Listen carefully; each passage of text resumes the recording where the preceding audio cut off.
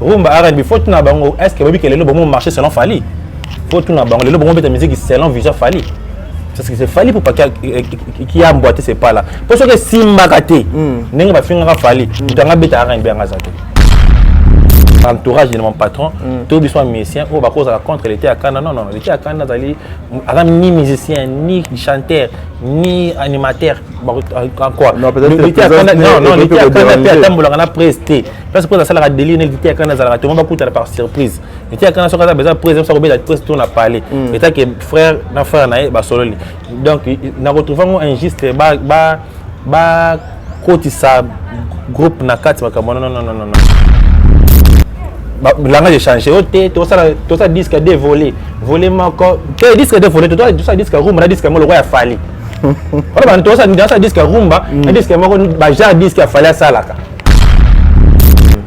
bat bazaki belé boso ngamu na télé makina tiba kitenge na mona ndija kwa kita parce que ne pas kitenge na yeba kité ça veut dire l'artiste était non l'artiste était focalisé avec le public OK il était à Canada Sima Boy faut m'arrêter la mission de ta public tous les musiciens congolais aux à la vie aux à la petit ont emboîté les pannes derrière après Fally mais les Kofi aussi ont commencé avant Kofi na yemanze mon français t'es papa Wemba yemanze mon français c'est pas blême mais aujourd'hui et comme on a vogue tout le monde aime à ça la c'est Fally pour pas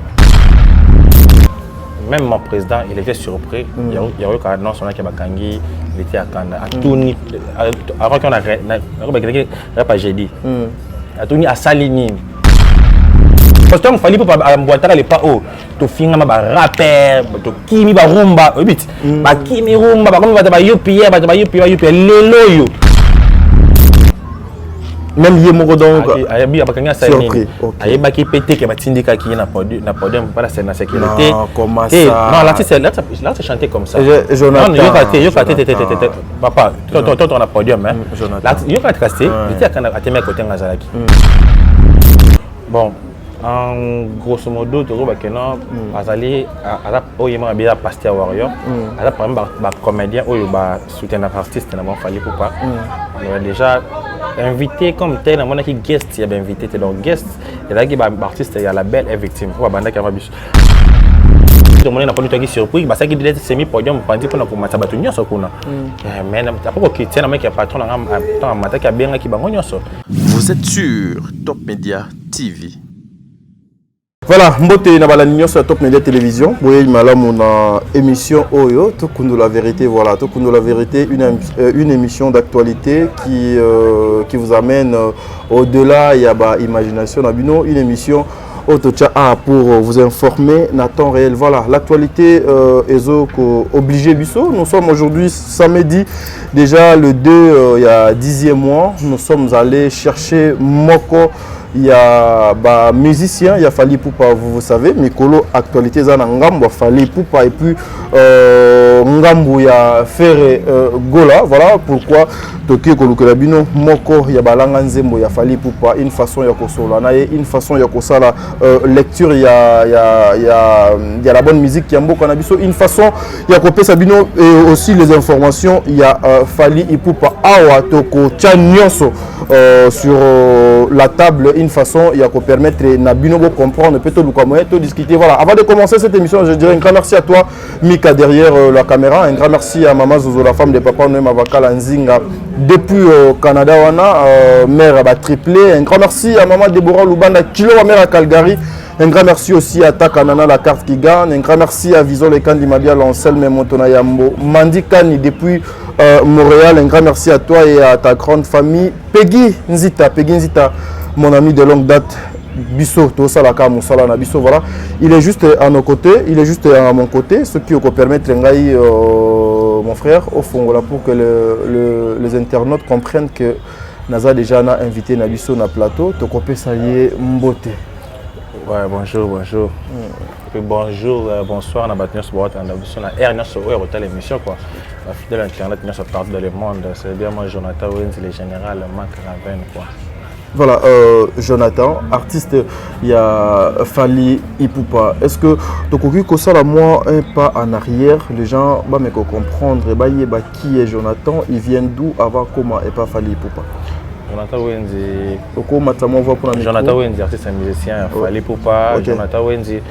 Dès que tu as toujours na ghetto na palais et puis tu as trempé tout ça dans quartier orchestre tu les palais kaka na beta na vena ngevolo là et après on a tout ça les groupes na biso ma quartier on va bien na ina wato na mona ba Letisa Lokwa na mona ba Arkeli na mona ba Franka pa ya dormir na biso to beta na groupe ma Fally Ipupa je voudrais que ba José Bano tu na Gabon vraiment ingénieur de son ça a beta musique pour nous donc tu vois qui un peu pilier c'est faire démarquer dans le monde musical congolais quoi.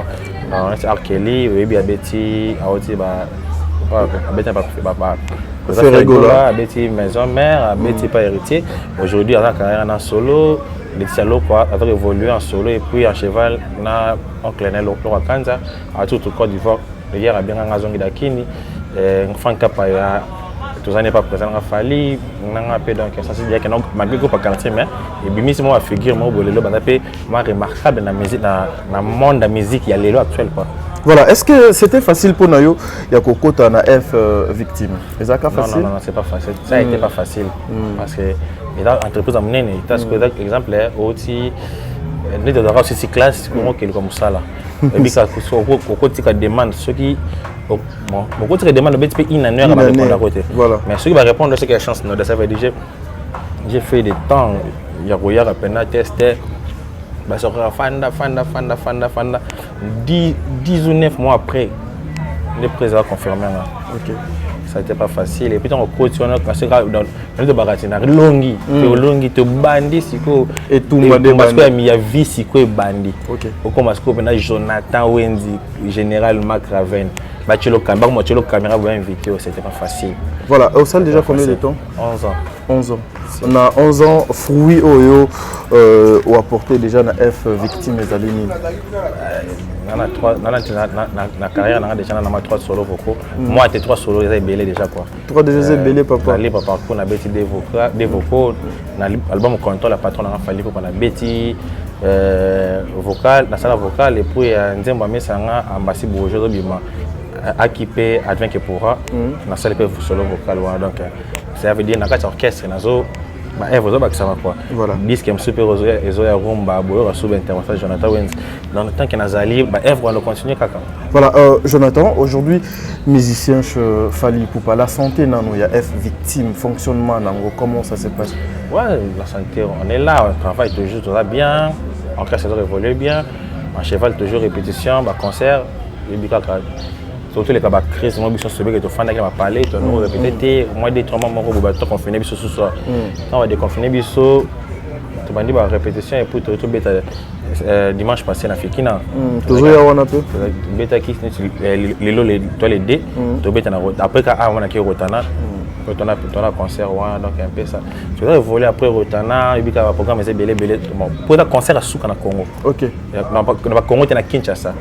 Mais je peux dire aussi Congo parce que tourner ça notre bande à Tanzanie tu vas tourner 10 janvier moi Afrique quoi. Voilà, parlons un peu de ce qui s'est passé dimanche à la foire internationale il y a Kinshasa à na Fikine s'il faut que ça la lecture il y a concert ou on ça la lecture ndengeni concert et le kindengeni le concert et le très bien l'artiste était vraiment en communion et puis communication là-bas fanatique de Warrior et puis partout na 4-3 Kinshasa quoi qui peut répondre qui venait à l'invitation concert qui waouh. Mais ce qui se dit qu'il y avait le concert n'était pas organisé, il y avait les désordres. Il n'y avait pas de désordre. Il y avait des choses qui se sont passées. C'est pas pour concert de Beta africain. Premier concert qui na ordre qui au Betaki. OK, voilà. Et parce que ngapé na zalaki on avant concert j'avais vu les konzi na bamboa ko toeza babiloko au sécurité tout le monde en a tout le monde en penaté na ba concert. La sécurité était vraiment assurée. Si. Voilà. Mais après, les gens, Tomeka qui fustigé façon donc le président Fally a attaqué le podium directement à Bandi. C'est comme si Azalaki vraiment comment dirais-je, ndenge donc abanda ba concert na ye, il faut ba projeter ba biloko na ba écran, il faut ba annoncer bon matin na podium, mais dimanche ozala qui et salema qui autrement, c'était dit à quoi? C'était bandeka bon projection, ba annoncer règle, ba annoncer règle dans l'écran et puis à matin na mata partout. Ok, voilà. Voilà, mais incident, il y a frère Nayolité à Kanda. Je sais que Zali pour Nayangote que Yonanga to fan de la awa, mais c'est plutôt il faut tout le commenter solo parce que Yopo Zali artiste Lité à Kanda pas Zali artiste. Est-ce que Nandenge yo yebele Lité à Kanda a été invité mokolo wana ya concert à Fali Poupa? Bon, en grosso modo toujours bakena azali azap oyema bien pasteur warrior azap par exemple ba comédien oyo ba soutien artiste na Fali Poupa déjà invité comme tel on a qui guest il y a invité donc guest et là qui ba artiste il y a la belle est victime ou banda ka avant biso on a virus on a qui misa ba bangi ba zamena gotika noa yazaki et puis on a qui El Wezi il y a Goma il est pas avec bon on est qui ba guest il y a concert Lité à Kanda Bercy Petit Fali bazali ba artiste ba ko sa surprise na artiste na bango balingaka c'est ça donc bayaki bon sécurité c'était quoi bana consigne na bango oh maison sécurité et c'est là qui ba close na artiste ba kana que na podium à part les artistes na bateau baza pena ces invités de marque non pas les invités de marque bateau baza habilité à côté de mawana OK pour 6 mois pochette mai on va habilité au pied mawana pour l'artiste ça a besoin à l'aise donc bon bazala qui à part wana valité akanda bayaki ba mati avec les colo on va penser nous allez que ba union soit na C bon l'aime toute la façon de bakitsaki lui c'est pas ça qui était bon personnellement Nazar a besoin place on a donc au précédent mais j'aimerais savoir aussi yoloko la pozaki na podium ça tombe bien to kozwape moi ba information sûre et panayo contrairement na ba rumeur nyonso to yokaki bien que to mona ki ndenge bazotini kayena ndenge bazobwaka ye na podium ça s'est passé comment pour comme atina niveau bazwa o ya bino ndeko babwaka ye na C à podium o ezalaki na plus de 2 mètres moni bablom soso tokolo ba comme tokolo ba pété équipe aux la bien équipe aux bien équipe ko nuire pe na carrière nanga parce qu'elle était à Kanda ndem à s'exprimer qui na o elekela qui je peux lekela qui nga j'allais m'exprimer en tant que Jonathan c'est vrai à moto à cause à la raison là il y a au moins ba yebi il est connu parmi les gens qui non ne ba qui a CPLT il a le droit de faire tout bas. Naïbité Siko, comme il est arrivé après, je sais pas, bon, nous sommes là, nous sommes là, non, nous sommes là, nous sommes surpris, parce qu'il est semi-podium, pour dire qu'on a commencé à battre nous, ça qu'on a. Mais après qu'il tient un mec qui a patron dans matin qui a bien qui bangonio ça, bien qui Bercy à Boaki, a bien qui Petit Fala Yembi, a bien qui l'été à Kanda pas sali au face là, il n'y a pas quitté. Voilà, aujourd'hui, à cause de ça, ton frère se retrouve dans la place. Il y a pas non, toujours solo la caca. En passant, parce que peut-être il y a eu mandat, il y a Kolobelangote, la télévision. On doit aussi vous protéger parce que place aux alliés, les alliés sociétés, mais au moins, entre le frère, on peut aussi. On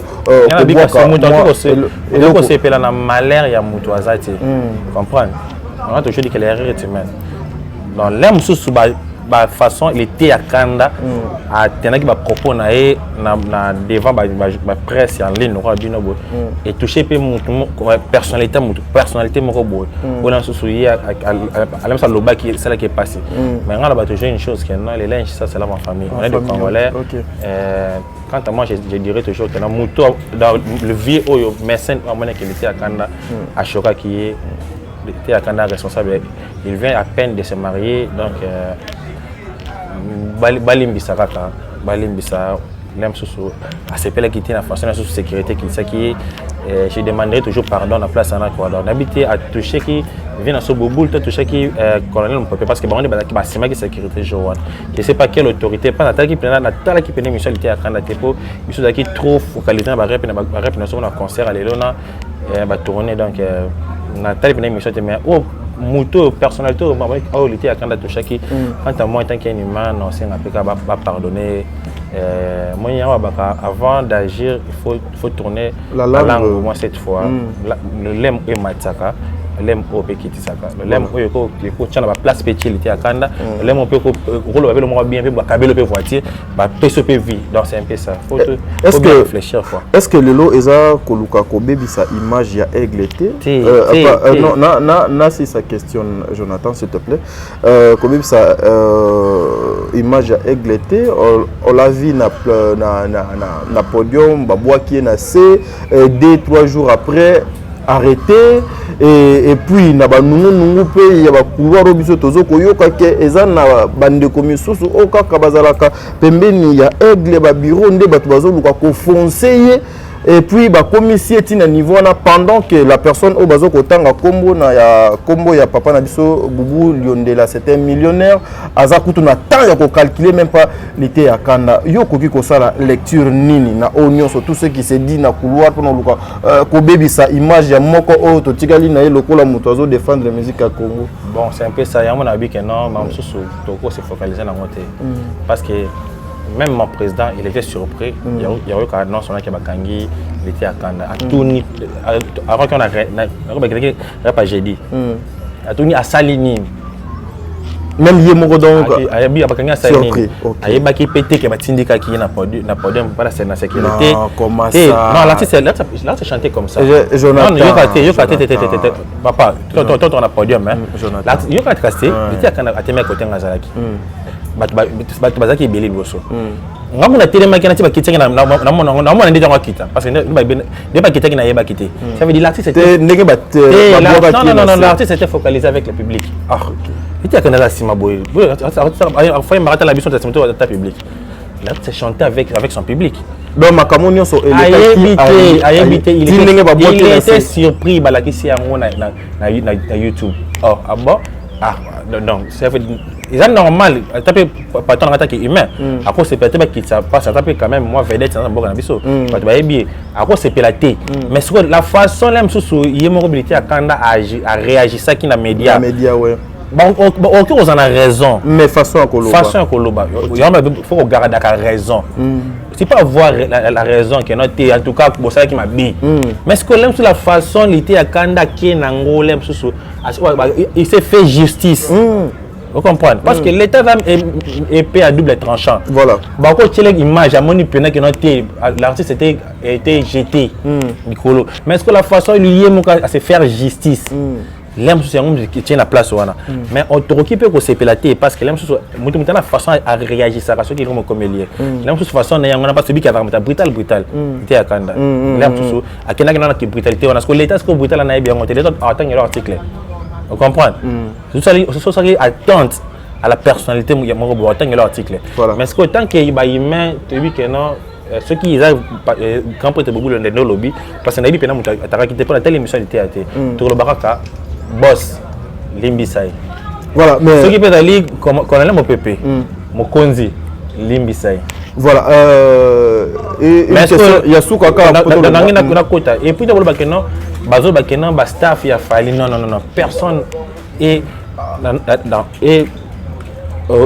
à l'entourage de mon patron tout bi soit musicien ou ba cause contre l'été à Kanda non l'été à Kanda dali ni musicien ni chanteur ni animateur quoi l'été à Kanda non l'été à Kanda pe atambola na presté parce que ça la délire l'été à Kanda za tout le monde va par surprise l'été à Kanda so ka besoin président so be la presse tourne à parler état que frère na ba solo donc na retrouver un injuste ba côté ça groupe nakati makambo non c'est l'affaire de l'été à Kanda la personne où l'été à Kanda a adressé qui message donc c'est un peu ça voilà attitude émotion sentiment il y a Fally Ipupa ayoka qui était moko o ayaki na concert na ye na nzela na audio lekaki a se retrouver na parquet ezalaki nini sa première réaction d'abord mon boss ngam na fan na c'est un homme de l'humanisme ouais c'est un homme de l'humanisme. Azaki d'abord contenté, comme on a l'un l'un des artistes comédiens où a l'ingake de vrai à la place à Bongo. Mais le coup là hier il a un magistrat. Le coup là hier il a un avocat pas que Samba. J'espère qu'il a passé l'été à Kanda. A croisé les bras. Si c'est vrai, Atara qui vient sur Boubou Liondela. Il a vu que le patron a fait des démarches, l'homme de l'humanisme et puis ambassadeur. Aujourd'hui, ambassadeur à UNICEF, ambassadeur par-ci par-là. Donc, à Koluka vient sur Boubou Liondela. Je pense qu'il aime se payer dans la procédure. Dans la procédure, quand on a dit que ceux qui vont gagner 48 ans à parquet, il faut transférer dans la prison. Oui, c'est ça. On va continuer le dossier à passer à la tribunal. Le roi qui est présenté peut-être, espérons, le roi le samedi. La libération soit à 12h. Espérons peut-être peu lundi. Peut-être que la bouteille vient à ceux qui toucher. Ah, c'est bon. Mais on est des humains. Voilà, nous avons aussi appris des choses. Hein. Merci beaucoup à Fally Ipupa parce que nous avons appris qu'après Wana a Benga Kipé, l'ITEA, une façon il y a participer, une façon il y a consoler. Selon ce que nous avons appris, to éviter ce qui peut aller, il y a solo que Bapakola qui est moi et l'autre moko pas Luka moyen a déjà premier soin. Nous avons aussi appris encore que le patron Fally Ipupa lui-même s'est déplacé de chez lui pour aller voir son Kouloutou Boubou Liondela. Espérons que Mouto ya Mounene ya Kombo ya Fally Ipupa à Koluka moyen apaiser de son nom pour que atteinte grave même à travers son nom et ils allaient un peu moins dingue moto do bo mama et kende na oyo donc esengeli. Voilà, sur le plan musical orchestre lelo tozali les deux bozoko se produire na Rotana Hotel mais awa déjà baloba que te concert ya Fikine bato baye belé parce que donc billet ezaki mokie siko kuna na Rotana billet ezali boni. Bon, Rotana, c'est que les premiers là, Rotana, ils allaient la place limitée. Fikine, la place limitée quoi. Bateau sur côté, côté avec les balles, côté avec les bateaux, panneau, les côtés là pendant des bombes. Oh bien, biso tous avec à demain qui batouti l'icolo. C'est l'icolo batol, dans batol, manzete, pour battre la rare artiste na bango donc. Mais ce qu'on a Rotana, automatique manzete, ça les est dans la salle, donc c'est un peu ça. Place limitée, nous tous sur la peu billets à sousté. Billets c'est l'équipe de plusieurs donc concert est un guichet fermé donc sold out place est sousté là tout ça est plein billets combien kuno table ezaki par réservation table 1800 na 1200 1800 $1800 na 1200 table 1800 na 1200 c'est quoi par table il y a combien de personnes ça la mara pas biso oh là tout sur là la table là on a 10 chaises donc ça veut dire chaise moi ça à $180 mais aux ascenseurs sont baraka il y a réservé table oh là donc ceux qui voyagent il y a des personnes il faut réserver la table 1800 ou $1200 mais on ça mara pas biso OK il pas biso quoi moi biso ce que non to bêta trop na qui mais surtout bêti to bêta concert et rassemble ka petit peuple na grand peuple mais surtout bêti na vie puis to gena pena na place au bato balia kambongo parce que on ne peut pas réserver table 1800 ça que on lia combien. Et puis place c'est ça les sous là c'est ça tout monde en kala la musique Congo non il faut que tout le monde va vérifier et puis concert en à part affiche de magna net na moni banderole na hôtel mais sold out on comprend biso to tchaka to betaka concert oyo ezana et quand avez publicité 4 jours mais le roi tu dis que tu es un fanatique il y a solo ou il y a classe il y a haute classe na classe moyenne na basse classe tu dis que tu tchaki na fait 5000 francs na ndeko s'inquiéter te na bi a to bukango ya ka to répéter concert ndé yango to beta lelo voilà o bena to beta ba kazaka ba koto ba nini ba cravate pour te écouter na grand te écouter na ba noble ba notable ba grand notable mboka na biso. OK lelo penda quoi voilà je sens votre solo vous êtes très posé lorsque vous êtes en train de répondre les ali bajar il y a musiciens que nous avons besoin des fois aussi quand vous posez la question à zuper temps ya ko balsona mutu nae à répondre au lieu ce qui passe pour nous insulter. Tu as suivi Pyroman, c'est Ali Moko, il y a tube oyo utu kobima mikolodo utu koleka oyo ya kulutu na yo faire gola s'il faut que ça la analyse okoki ko ça la lecture nini yo pozali na lito ya musique Pyroman. Il y en a bon na kolwa boy na normalement na ba annonce na ba net mais na kobima na juste temps yo kangote parce que toi qui trop pris dans la répétition, semaine plein, tu vas préparer concert Rotana et puis quand tu vas vraiment tourner. hier puis na balance na rotana les lois na tongo balance et puis na sur pour tout ça l'émission et bien azonga mona que c'est na que rôle sokola na matama sur concert en tout cas pour cette semaine j'espère que ceux qui d'abord monsieur be marabimi non non ils en ont assez et mata après pour ceux qui et mai déjà na vogue na ngolo na bar déjà na zokango na sino temps yo kango te mais na bi que net et ça na ngote na ba jiga na ngaso aussi silam so na temps yo kango le lobby lam sur na répondre à parler na répondre à parler na fandi na hotel lango na a été l'année ce qu'on a repris sa vie nanga prochainement mais le coup là non na zipo na temps yo kango te na vie entière pour na ngote. Voilà, mais quand tu entends parler des pyromanes ozo koben da image nini yozo ka pyromane un artiste a proposé tube na combo à pyromane ezo ko memayo na ba niveau ni na ba world music.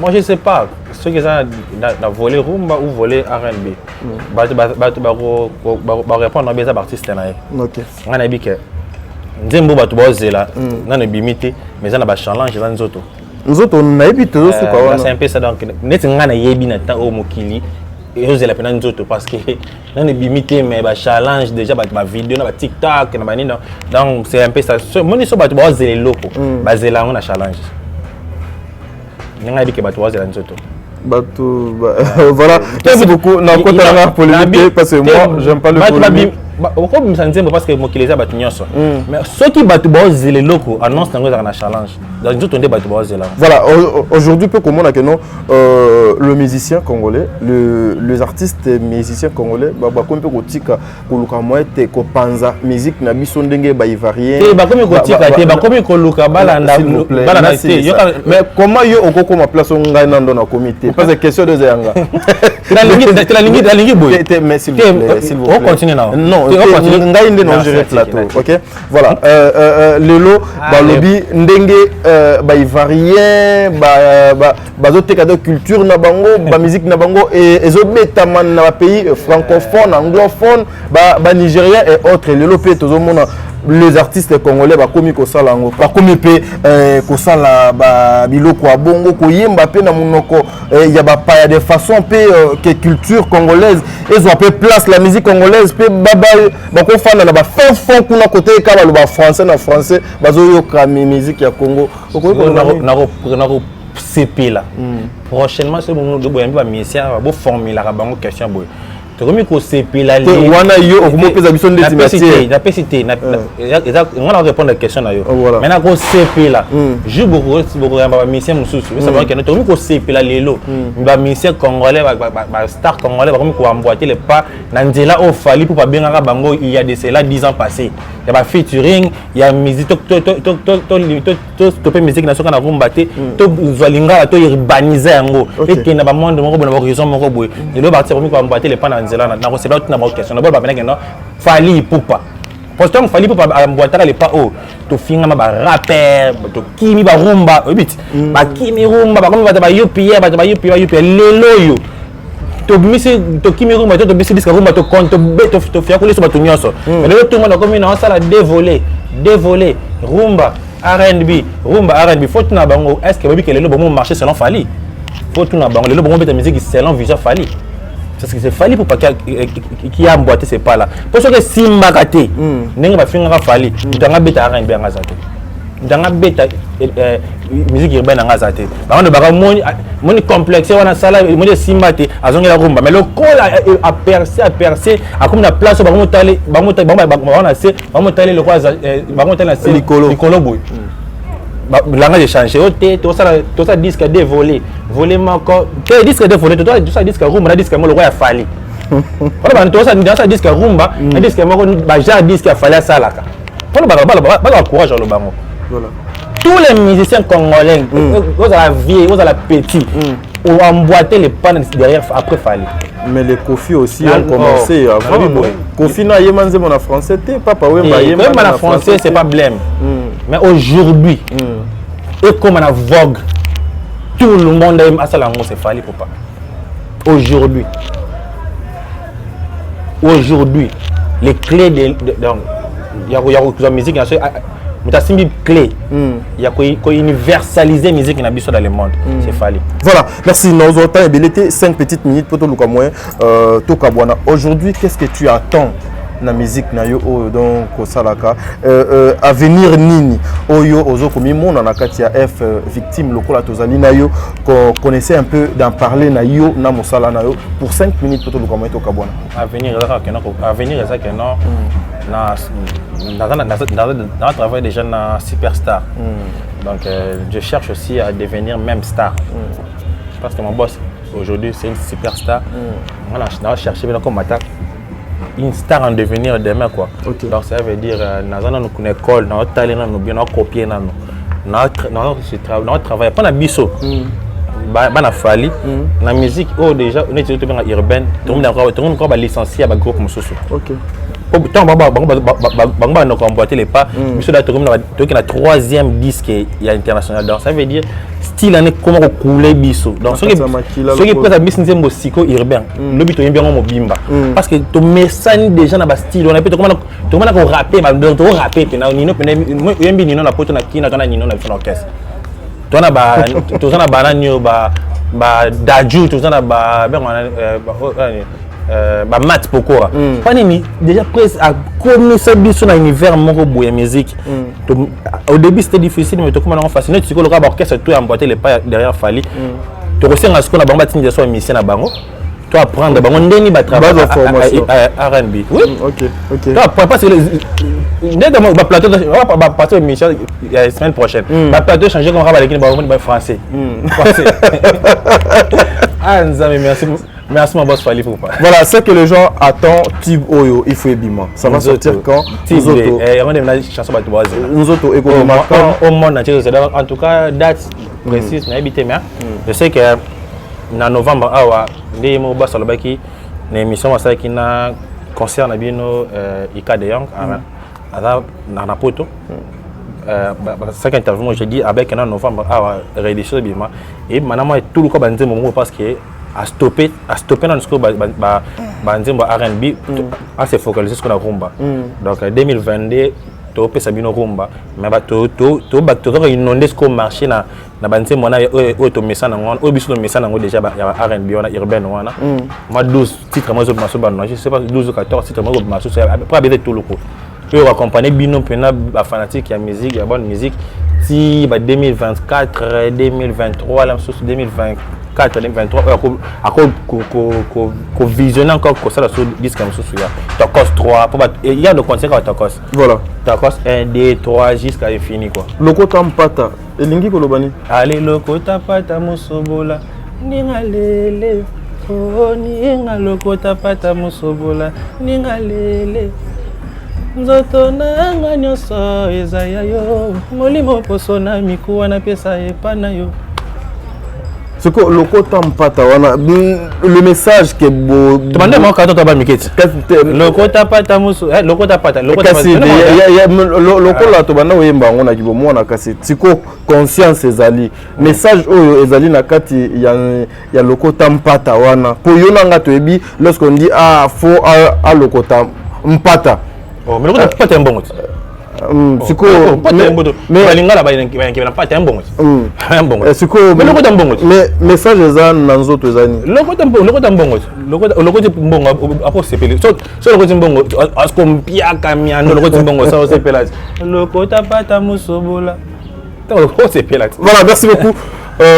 Le dernier mot, dernière parole, ceux qui ont osé dans la dédicace au cocu copé ça. Ouais, na remercier d'abord yo ndengo ya mbinga na plateau na yo et puis na remercier bato nyonso balingaka ngai o basoutenir nga de loin de près na pesa bango toujours mbote belé Edgar na Simetre hors du commun maître Itachi Igo na kati kapa maître Itachi les amis de Jonathan Wenzi mobimba mbote belé Edgar Sibo Sadilwa Mav Mavinga les bogards de tous les coiffeurs na kati Rotterdam Dino Selo Landais Noir abi maison et électroménagère Mav Mavinga na kati Luanda Sony Litanda, mon vieux, le boss Dadi Lusando, Yolande Bobo aux États-Unis, Yorsil dans la Angleterre, basé Belé, la famille Wendy, Sarah Wendy, maman Nayel, et puis papa Naël, Nathan, mon fils Jastoni, Isaac, bébé français, Yoyo Wendy, Wendy, Nathalie Chango, Bozé Bélé Natapoto, Karine Dokuma, la reine des lions. Je reste au Bouté, Mikili c'est Schengen. Et les gars c'est quoi qui aux années les d'abord on a beau quitter mais que les bécans dans le bico. C'est même notre bac c'est quoi. Voilà c'est belé. Voilà tu vas on va porter le monde. Na bo sentir David de Louté te gars au show. David Louté. Moté belé sur dans loin d'accord. Voilà, merci ça n'est fini pour aujourd'hui mesdames et messieurs. Moi c'est Tadingala pas votre émission c'est Tokundo la vérité voilà Tokundo lui vérité en espace c'est qui manquait hein yango peto outil ko compléter en gros je pense tozo luka mwende ni to côté la aigle côté là vraiment fallu pour pas mais na ndambu au bisoto yebi par rapport à dossier réalité à Kanda nous avons appris que patron Fally Ipupa azoluka na bandenge nyonso na ba moyen nyonso pour que l'ité à Kanda soit liberté nae parce que le col a Fally Ipupa za muta mibeko il n'a pas le droit il n'a pas azana monopole ya ko influencer justice ya Congo te azolandela mibeko na ndenge de sengeli mais derrière ça nous bisotozo ko li qui a été makambu ya malamu et ko salema voilà je dirais un grand merci à maman Zozo la femme de papa Noema Vakala Nzinga mère ba triplé un grand merci maman Deborah Lubanda kilo wa mère à Calgary to baxelaye maman surprise Chico Lubanda 2 fois maître Chico Lubanda 2 fois maître un grand merci aussi à sa femme celle qu'on appelle Simplici Ndombele univers depuis Canada wana un grand merci aussi à mon pote mon ami identité bloqué Nzambe 1800 belé sinon le lopé tolien qui to kota rotana wana une façon ya kokabola donc esengo ensemble avec vous voilà tokabwani awa kadingala pa Bobeti Mboyo Natamu Kadi yo linga bongoti voilà tokabwani à te prendre très prochainement bye bye.